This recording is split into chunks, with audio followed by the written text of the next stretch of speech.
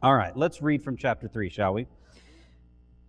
One day, Naomi said to Ruth, "My daughter, it's time that I found a permanent home for you so that you will be provided for.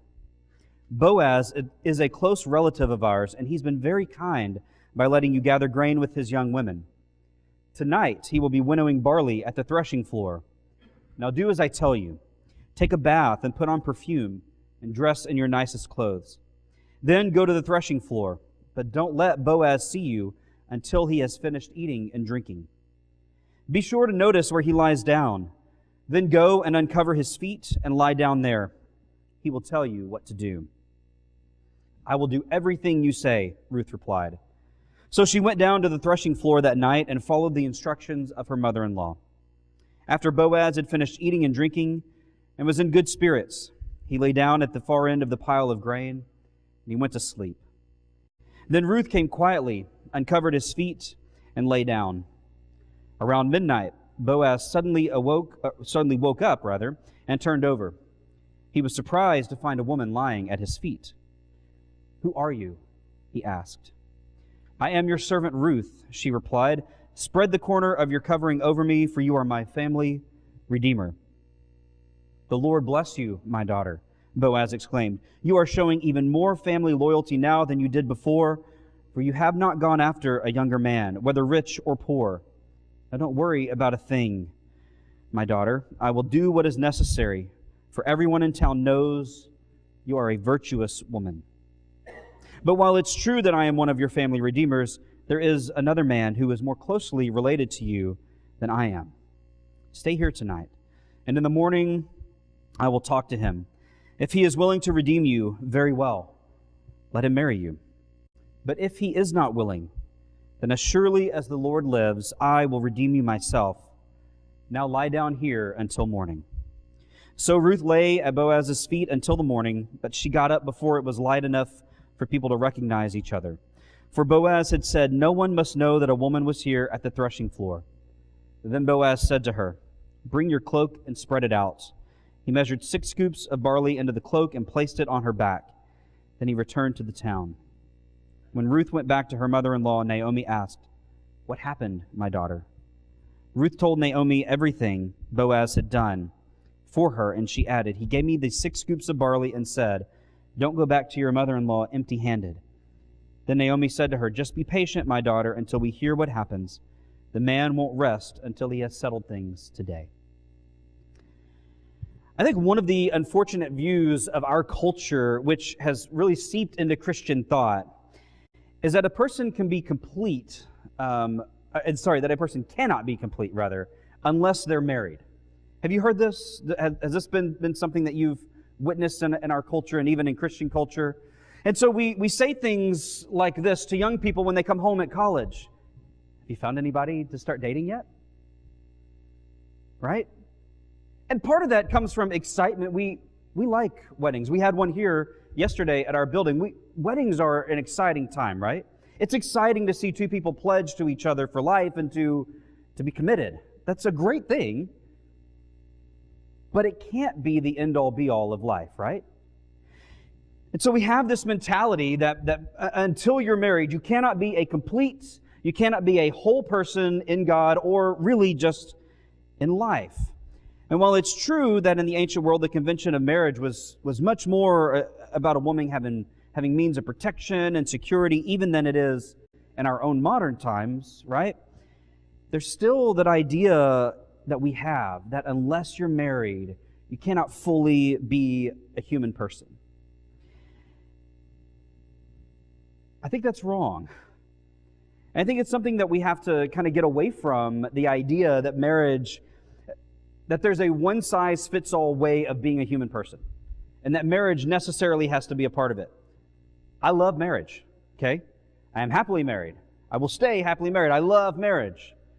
But that can't be the way for all people. And in fact, if you go and you look at Paul, what does he encourage the Corinthian people in 1 Corinthians? Not to get married, right? So it's interesting, and it's interesting that Naomi brings that up here to Ruth. Go and essentially make Boaz your husband, right?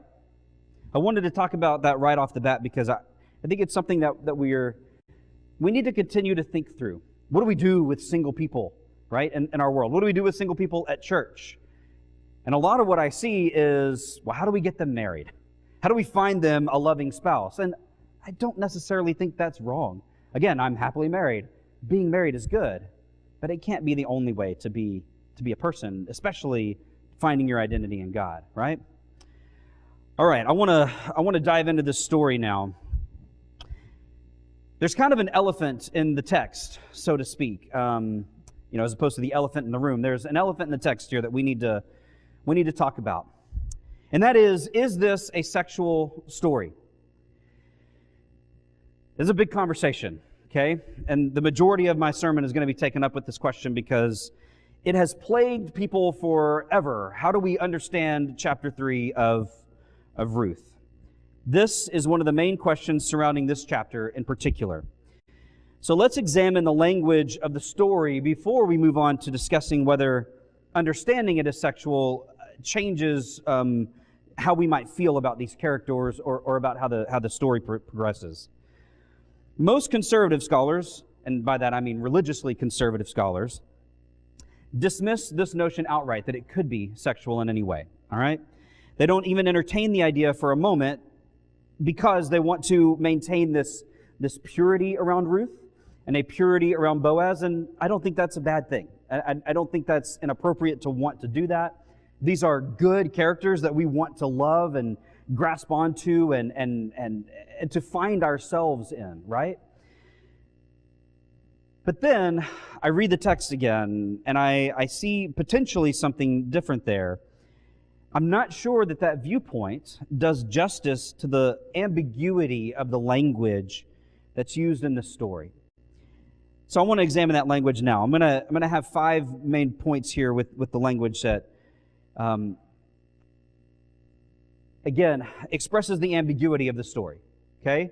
I'm not presenting this as the only way to think about it, because there are very smart and capable people who would disagree with me.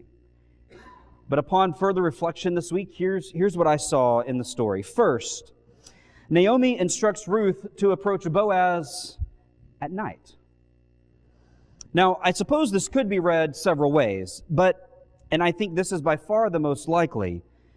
Night, all throughout Scripture, is typically when nefarious things take place. Night is whenever you go to somebody that you don't want to be seen by others having gone to that person. So we see the story in John chapter 3.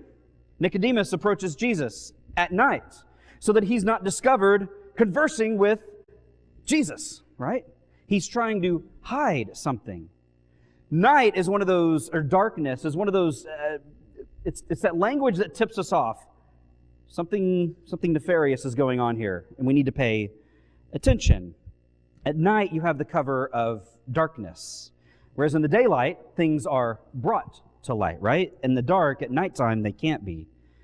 It's the time when senses are inhibited. You don't see as well.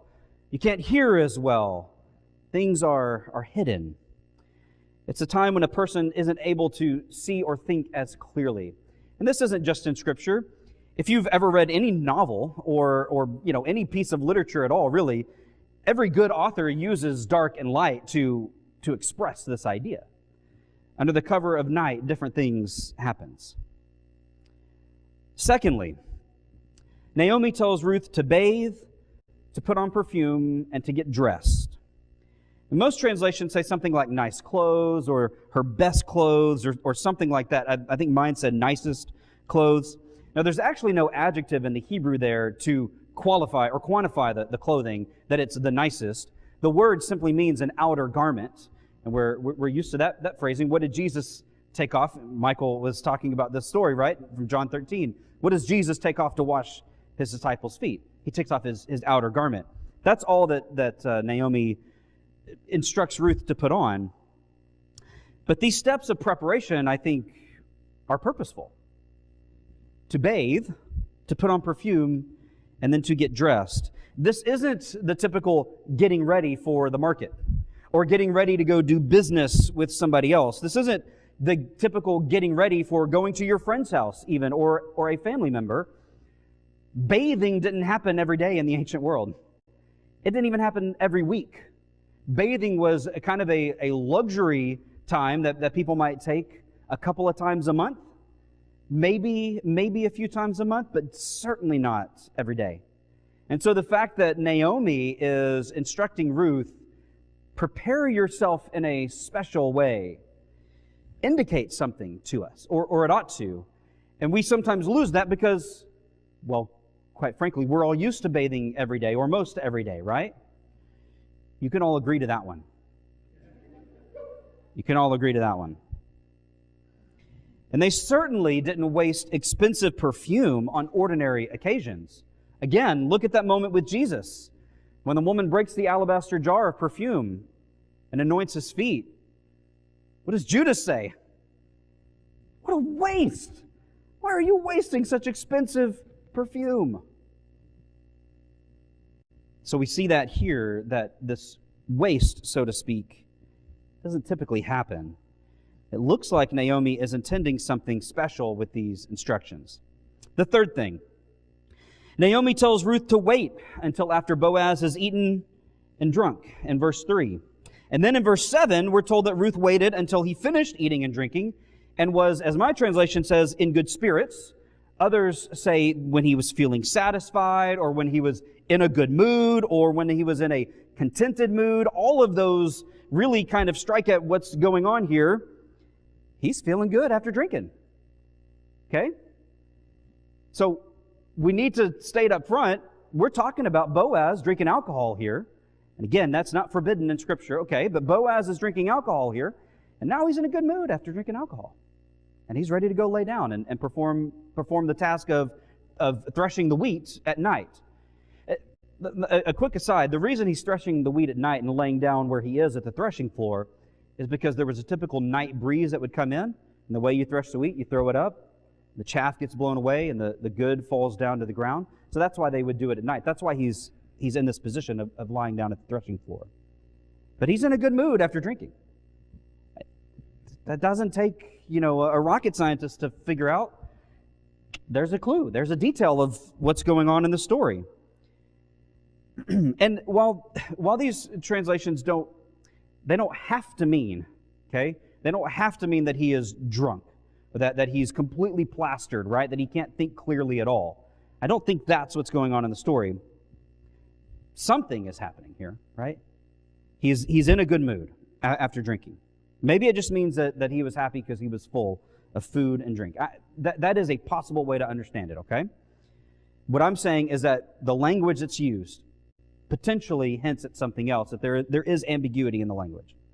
The fourth thing that happens, Naomi instructs Ruth to uncover his feet. Now, any good study Bible or commentary that you look at, some of you have a study Bible, any good one, I'm going to qualify it as that, any good one is going to say that the Hebrew word here that's used for feet does carry the idea of an alternative meaning, and that is of genitals. That it indicates the lower half of a person's body. So that when Ruth comes up and uncovers his feet, that maybe she's uncovering more than just his feet.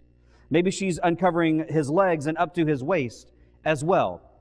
That absolutely is carried in the way that the language is used. And we know that from other scriptures in the Old Testament that use this word in that way.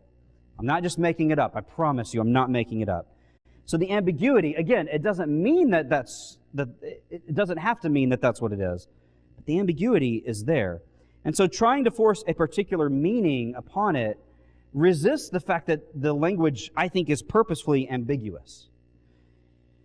And then the fifth and final thing, Naomi uses the verb to lie down. And then Ruth is described as lying down. And this verb often does, in the Bible, carry the connotation of sexual encounter.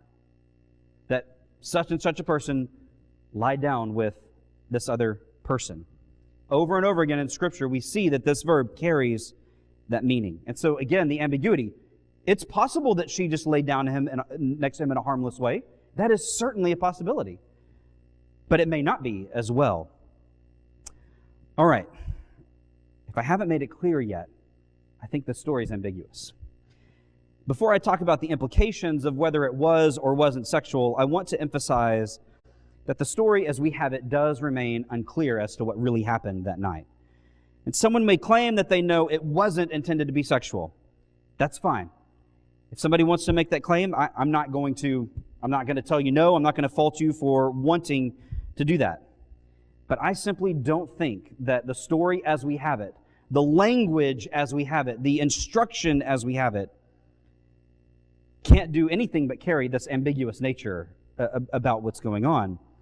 And so if someone is going to make a claim about whether Naomi or Ruth intended for this, to be one way or the other, I think we need to be honest and realize that it can have an alternative meaning as well.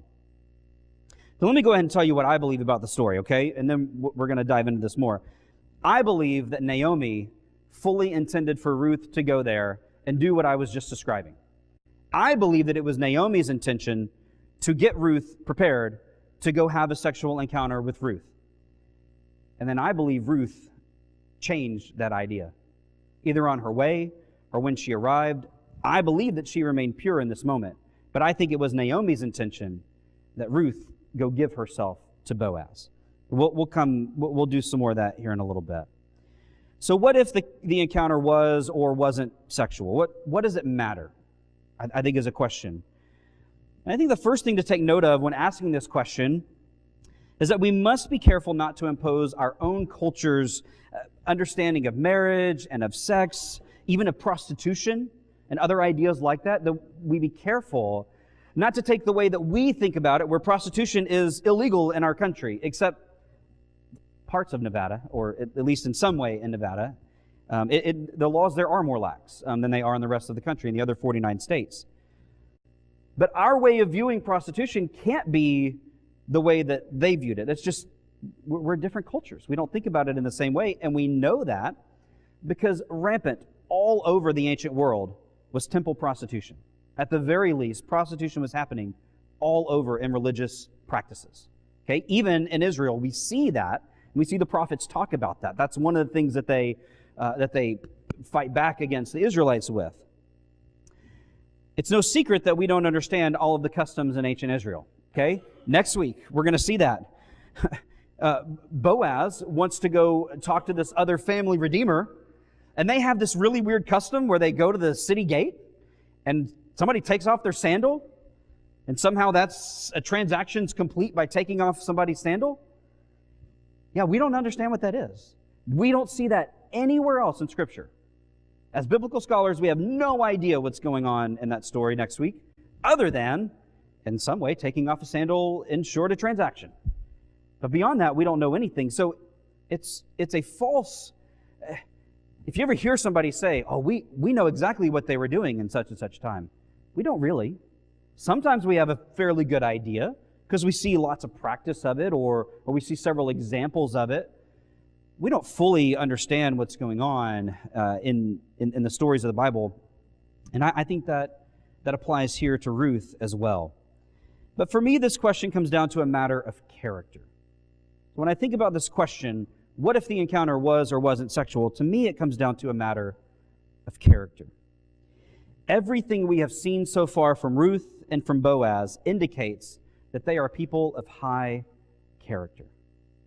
That their morality is at the top, right? And that we ought to view them in that way. And I think the rest of this chapter bears that out as well.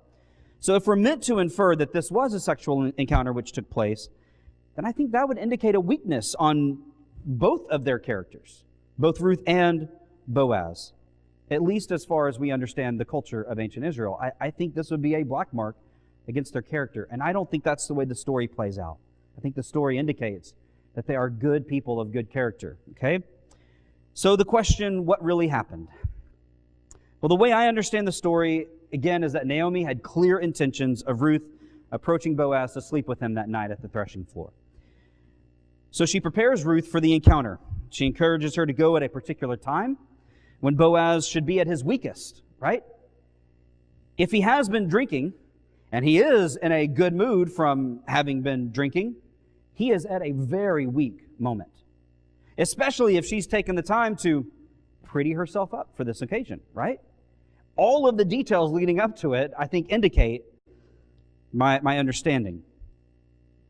She also encourages her to go when others are not going to know what's taking place. Again, she encourages her to go at night.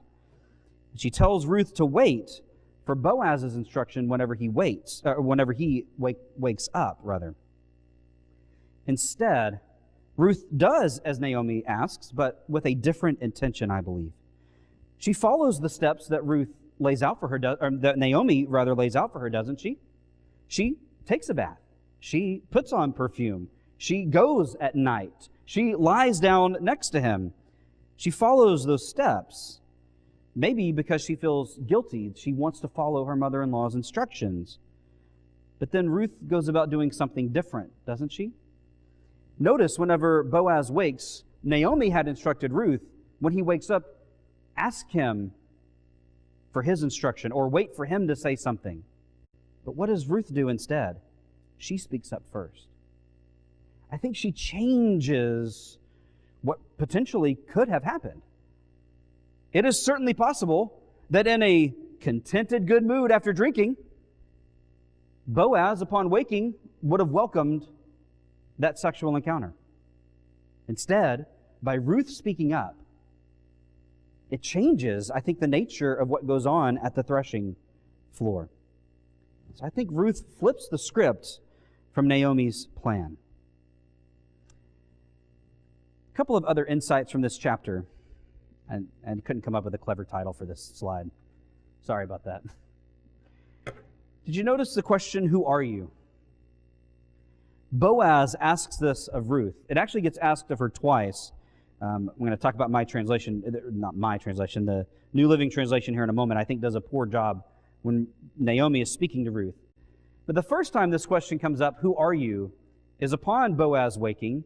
He asks Ruth that question, who are you? Back in chapter 2, when Boaz saw her working in the field, he didn't ask her, who are you? He asked his foreman, to whom does she belong? You see the difference in that question? In one instance, Ruth is property. She belongs to somebody else as a slave or as a servant or maybe even as a wife. She belongs in a different category. And here, Boaz is asking the question, who are you? He recognizes her in a different way in this encounter. And I really like that he asks this question this time, because Ruth belongs to no one. She's still discovering her identity. We talked about that last week, right? This idea of identity continuing to pop up. The second time this question is asked in the chapter is, again, by Naomi. Upon Ruth's return to her mother-in-law, Naomi doesn't actually ask. My translation has, what happened? That's not what she says. She literally asks the same question that Boaz did. Who are you? Naomi doesn't ask, what happened? Naomi doesn't ask, what did he say? Where did you go? Anything like that. She asks, who are you? Naomi knows who her daughter-in-law is, right? She's her daughter-in-law. So why ask this question, who are you? I think Naomi was expecting a change in the night. Again, another detail hinting at something different occurring than what Naomi planned. Because if they had had relations, the implication then would be that they are married. That was the culminating act of marriage in the ancient world. They didn't have big ceremonies like we do in our modern world. Going to bed with somebody was the way that you culminated a marriage and sealed the deal, so to speak. So if that had happened, then Boaz's actions after that would have been to immediately declare, she is my bride. We are now married. So in asking that question as Ruth returns home, Naomi is hoping for an answer, right? You're no longer my daughter-in-law, at least not in the same way. You're now Boaz's wife, right? The whole story has been about, from chapter 1, has been about seeing the changes in Naomi's and Ruth's lives. We see the changes in their identities. How Naomi goes from a woman with a couple of sons and a husband and feeling very secure in who she is, and especially in her future. Even when they have to flee in the midst of famine, she can still be secure in her future. To going to a bitter woman who doesn't know what's coming next and who begins to blame God for the loss of that identity, then to praising God at the end of last week. And now, in this chapter, she essentially takes control of the situation. It's a reverse from last week at the beginning of chapter 2, when Ruth is the one ready to act, ready to do something to get out and provide for her family. Now Naomi wants to take matters into her own hands. It's also been about seeing the changes in Ruth. From being a woman who marries an Israelite, a foreigner in her own land, to becoming a foreigner in Israelite territory. To seizing the moment in chapter 2 of providing for her mother-in-law and for herself, to put food on the table, to becoming the breadwinner. And now here to begin the process of identifying herself in a different way with a man who has the potential to provide long-lasting security for her and her mother-in-law. And so Naomi's question here to Ruth is about identity once again. Did her identity change another time? Are you coming back a different person? Are you different now? The question is certainly yes, but I don't think in the way that Naomi intended from the beginning. Ruth is called a woman of strength or of valor or virtue or honor. There are lots of ways to understand this word. Boaz calls her this, a woman of valor. And the phrase carries a lot of meaning and significance in the Bible. First, it's the phrase that was used in Proverbs 31. You probably remember that chapter of Proverbs, the woman of valor there. And we don't have time to explore the depths of that chapter, but I would encourage you to go back and read it and see some connections between Ruth and Proverbs 31. And in fact, in a Jewish Bible, in a Hebrew Bible, the book that follows Proverbs and follows, therefore, Proverbs 31 is the book of Ruth. It's not after Judges in a Hebrew Bible like it is in ours. It's after Proverbs 31. The connection there is meant to be drawn immediately. Second, the word means something like strength or valor or honor. And I think what happened is Boaz understood that Ruth had every chance to take advantage of him available. She could have seized on that moment and taken advantage of him, right? She could have advanced upon him in his sleep, and probably upon waking, I don't know that Boaz would have had the fortitude to stop that. But she doesn't. And he knows that. He knows that she came there and didn't take advantage of him in weakness. Her character, again, shines in this chapter. And because he knows that, and he knows that she made that choice, he calls her a woman of valor. Thirdly, with this, it's the same word that's used actually to describe Boaz himself in chapter 2. Boaz is a man of valor or honor. And many translations translate it as wealthy back in chapter 2, but they don't do that here. And so it's interesting the choices that translators often make. Sometimes I agree with them, and sometimes I just very strongly disagree with them. I don't like that Boaz is called a wealthy man, because what do we think of whenever we think of wealth? Material possessions, right?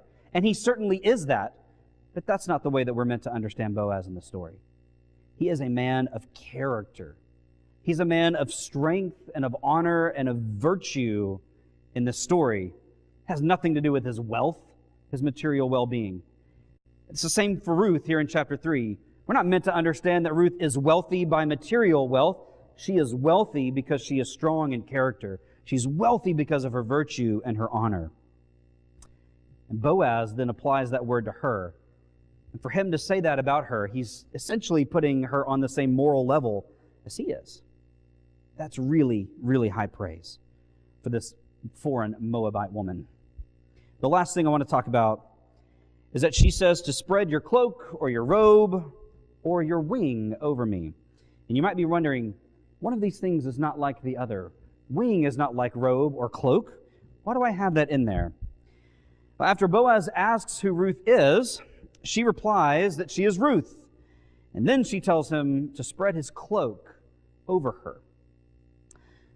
Again, we don't understand all of ancient culture in Israel. But this seems to be a metaphor of when a person covers another with their cloak, essentially they are taking them under their wing. They are spreading over and saying, I will protect you. What's really interesting about this phrase is this is the very thing that Boaz prays for in chapter 2. When he's having conversation with Ruth, he says, may the Lord spread His cloak, His wing over you as a symbol of protection. That's what he's praying for. And here, Ruth says, essentially, this is how I see it playing out in my mind. She's saying, hey, remember when you prayed for the Lord to protect me? I'm asking for you to protect me. Will you be the agent that God is going to use to bring about what you yourself prayed for? I suppose somebody could call that manipulative. I really like it. I think it's a really beautiful picture that Ruth is saying, you have the opportunity here to be used by God in this way. You prayed for this to happen. Now be the person yourself who brings about that change. I really like that a lot. Again, I think it says something about her character here. And so what we have here really is a beautiful moment where Ruth isn't just hoping that Boaz will take care of her and Naomi, but she's directly connecting this act of providing for her, again, with Boaz's prayer. And by doing so, Boaz has to make that choice. Am I going to be the person right now that I've asked God to be in her life? Can I fulfill that on behalf of God? So to conclude, a couple of things. The first, a lot of good advice can be given by those who are older and have more experience than we do. At least than I do. I'm only 34, about to be 35. I don't have a lot of experience yet. I have some, but I don't have a lot yet. I have a lot to gain from people who are older than me. That's why I enjoy going to, like yesterday we had the men's breakfast. I enjoy going because I like hearing the stories of the people who are older than me sharing, here's how life has gone for me. Here's my experience in this kind of moment. It's helpful to me. Naomi could have been that for Ruth in this chapter. And unfortunately, I don't think she was. And so one of the things that we have to do is we have to learn to appreciate the advice of those older than us, but we also have to know when to accept or reject advice by other people given to us. That process of discernment is really important, because it would be too simple to say, well, that person's older than I am. Surely they then have the right idea. But maybe they don't. And so knowing when to accept or reject somebody's advice is a really important thing to think about. And then the last thing is, can it be said of you that you are a person of valor and strength and honor? Not a person of material wealth, but when you die, is this something somebody could put on your tomb? This was a person of valor, virtue, of honor at all times in their life. I certainly hope so. I know that I have witnessed a lot of that in this room already from people. So I hope that if you have those moments where maybe this can't be said of you, that you will evaluate those moments in your life. And like Boaz, as you're going to see in the conclusion next week, Boaz takes Ruth's challenge to heart, essentially. She says, are you going to be this? And he says, yep, I'll do that. We're going to make that happen. We have those opportunities before us as well every day. God places those opportunities before us with other people. Are you going to be a person who seizes on those moments, listens to the prompting of God, and does what He's asking you to do? All right, next week we come to the end of Ruth. Again, I'm a little sad about that. But it's been a fun journey to go through this story with you. Next week, we're really gonna emphasize the idea of Boaz being the Redeemer, and again, like Dan pointed out early on, connecting that to Jesus and what that means for us.